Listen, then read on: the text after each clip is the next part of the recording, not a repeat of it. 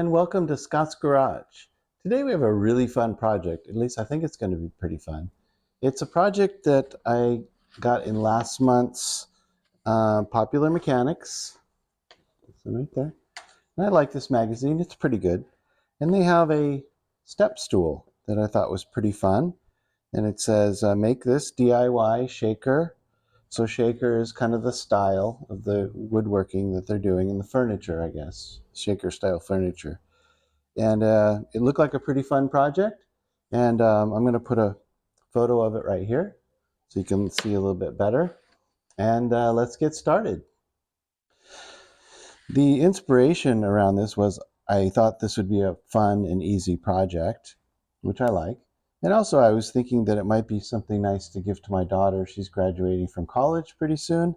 And I thought this might be, one of her graduation presents, or maybe when she comes back from college and gets her own place, I can give this to her as a housewarming gift or something like that.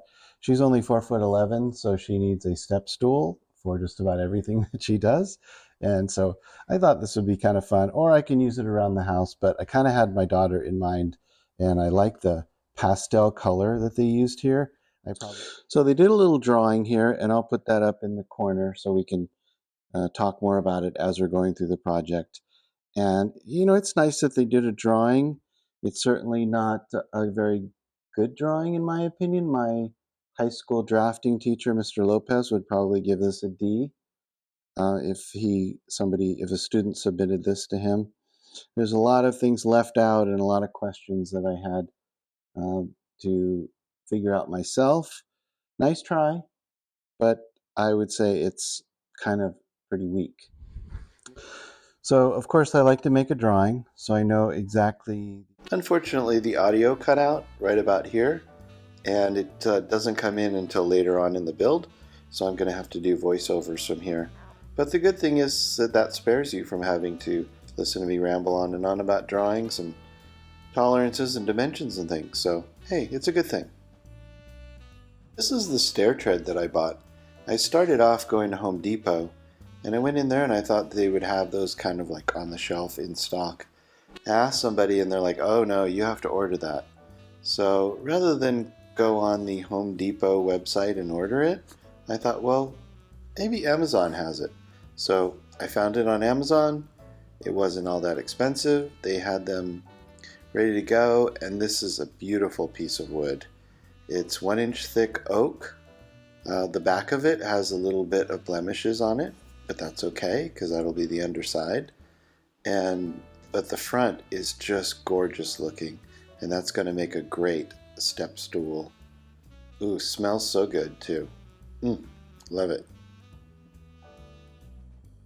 Let's set this up to rip in the table saw to 6 1/4.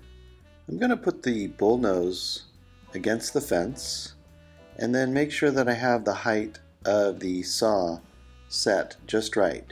You want the blades obviously to go above the workpiece, but you don't want them to be too high to be dangerous. And you always want the good side up, because if there's any breakout, it's going to break out to the bottom side. So to set my fence at 6 1/4, you can start by using the measurements right here on the fence. It has kind of a little marker, and it's a good starting point, but there is a lot of play in that fence. You can jiggle it back and forth, and we'll start right at that 6 1/4. But then what we're going to do is, once we kind of get it as close as we can, is we're going to measure it with the tape measure, both the front and the back of the blade, to make sure that our blade is parallel with the fence, and then we're going to get a nice straight cut. As I get the saw going here, you can see one of kind of my little tricks is what I'll put the workpiece into the blade, and the underside of the blade is down, or underside of the part is down obviously, and I just touch it with the blade, and then I've got a little nick right there, and I can go back to my plan, see that it's 6 1/4, remeasure to make sure that it looks really good, and then continue on cutting the piece. As we're watching this cut, a couple of things that I can mention. One of them is my table saw is kind of a pretty wimpy table saw. It's more of a bench top and it doesn't have a lot of horsepower. And this is a thick piece of wood. Oak is hard and it takes a lot to cut through something like this. So I had to go real slow. The motor was bogging down. It was having trouble getting through it. And rather than let the motor overheat or blow a fuse or something like that, I just eased up on the pressure and went slow to cut through this piece of wood. And the saw made it through, but it takes a while. This is a tall order for this little saw that I have. The other thing is that it's a heavy piece, and it's kind of a big piece of wood, and I didn't push the brakes. I think I had one wheel brake set and the rest of them weren't. And so when I was pushing the piece, the saw started to walk across the garage, and that became a real problem with cutting through the rest of the piece because the saw wanted to walk away from me. And so I really should have made sure that all 4 of those brakes were on before I started cutting this piece. So a couple of the challenges that I had with it, but it got through, and it actually made a pretty nice cut in the end. Cutting the treads to length made kind of some interesting challenges as well.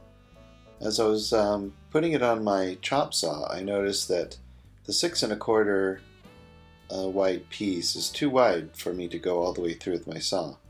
So I had to kind of get creative here.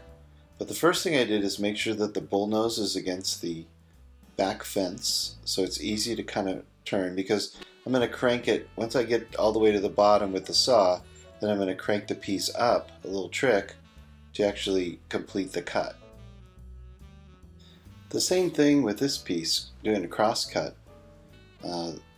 My saw is kind of wimpy, and this is a pretty thick piece of wood, and oak is tough, so you just have to go real slow.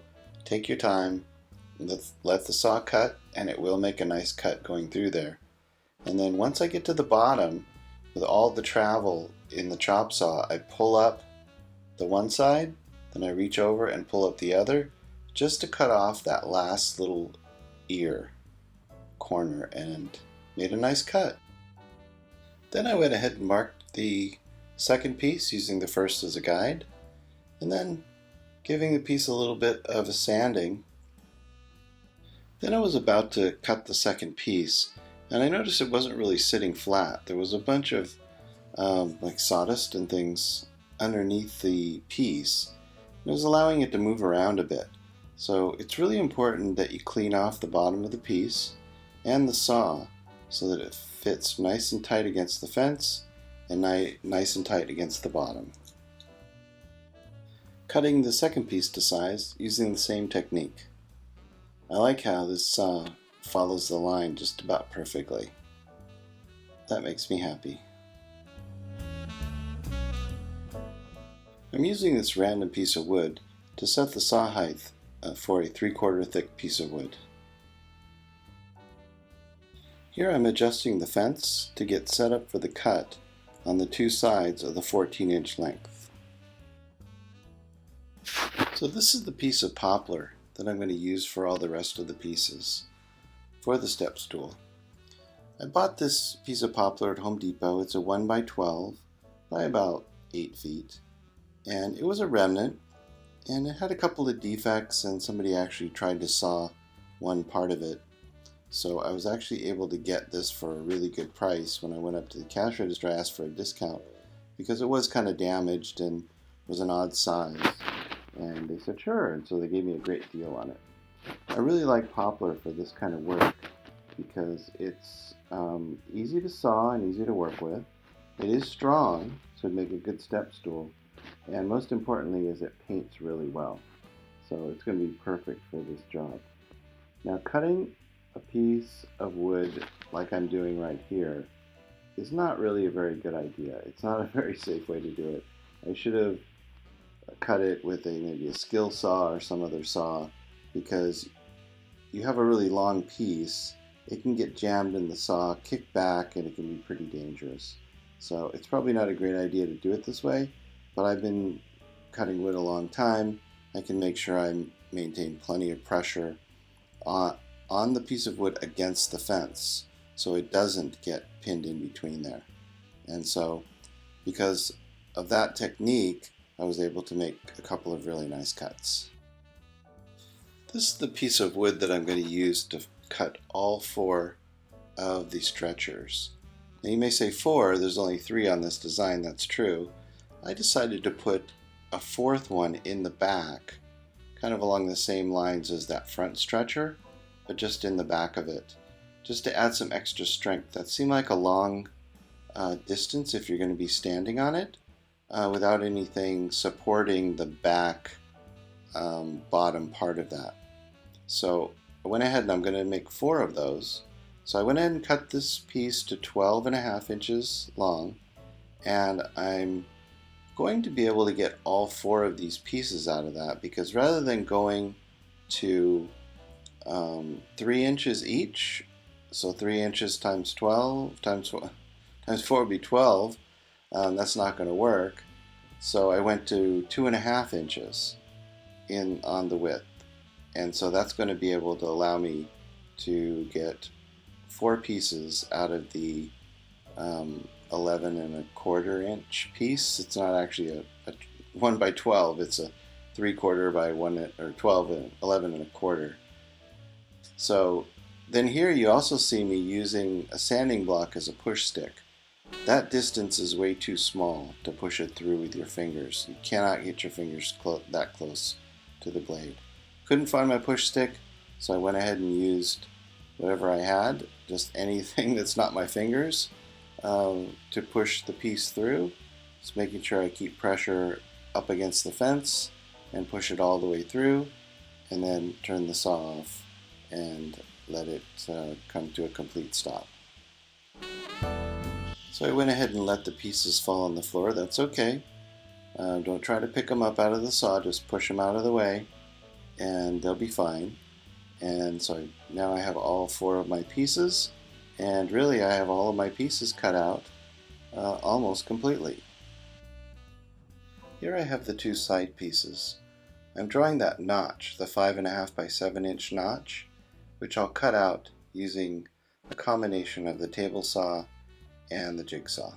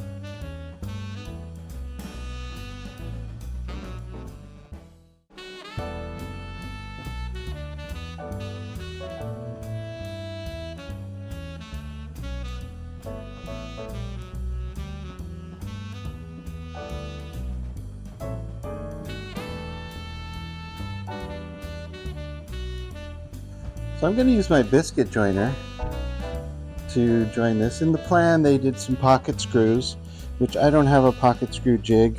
I don't really like the idea of screws holding this together. I think gluing it and some nice biscuits would be really cool.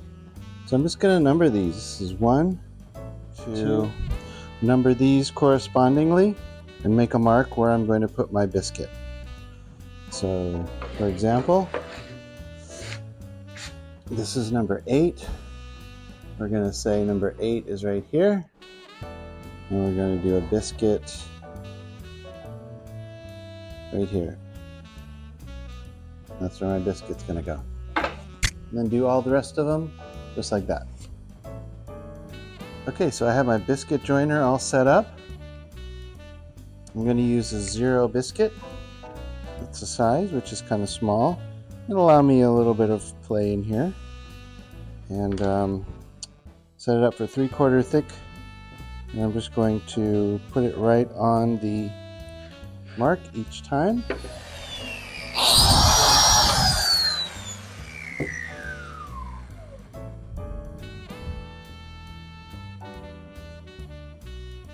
Nice.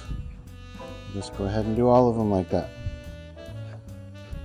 Now to cut the faces, move my fence flat.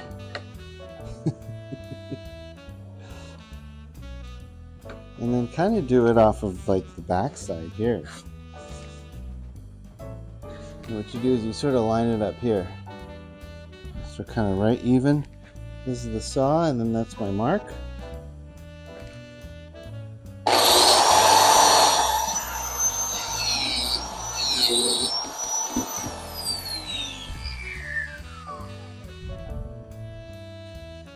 If I was to put this here, and then number 7, where's number 7?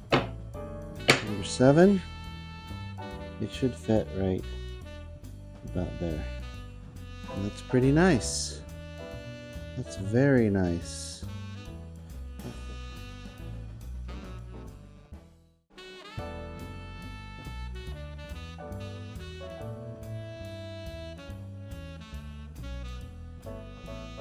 Pieces. I have my clamps ready to go. We're going to put this together all in one go. And I think 4 clamps ought to do it. 1, 2, 3, 4. Ought to do it pretty good right there. So it's kind of like one of those things where once you start, you can't really stop because glue dries, and that's just what glue does. So let's begin. So we're going to put a little, we'll start with number 3. And we kind of spread the glue around a little bit. Put a biscuit. And then find number 3. Put some glue in the channel. And then kind of spread it around. A little bit more ought to do it. I kind of keep one finger, you know, the glue finger. And you just kind of put that there. And I'm not going to worry about the runoff too much right now because I'm going to squeeze it out and it's going to be a lot messier as we go forward. But that's okay. And this is going to be really strong. So we'll do number 4.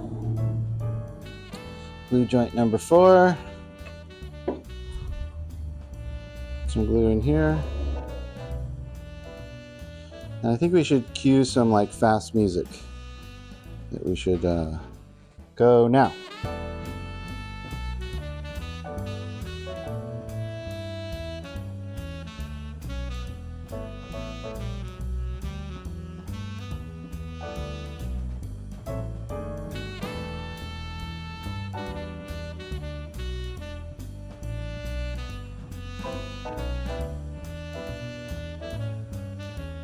We wiped off all the glue. I could see that the glue was seeping out of all the joints, so kind of looks like a step. You know, if you put it like this,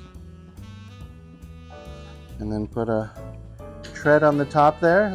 Let's put a tread on there. Let's see. Let's see how this works. We put one there. Let's go ahead and put one here. Doesn't fit all the way because the clamps on there, but that's the general idea. Dang, that's not bad for a few hours. Well, that just about does it for today. I'll just put this aside to dry, and then tomorrow we will do some sanding. Put on this top. I'll think about how I want to put on the top, probably with biscuits again. Worked pretty good. And then we'll finish it. Sound good? Till next time on Scott's Garage.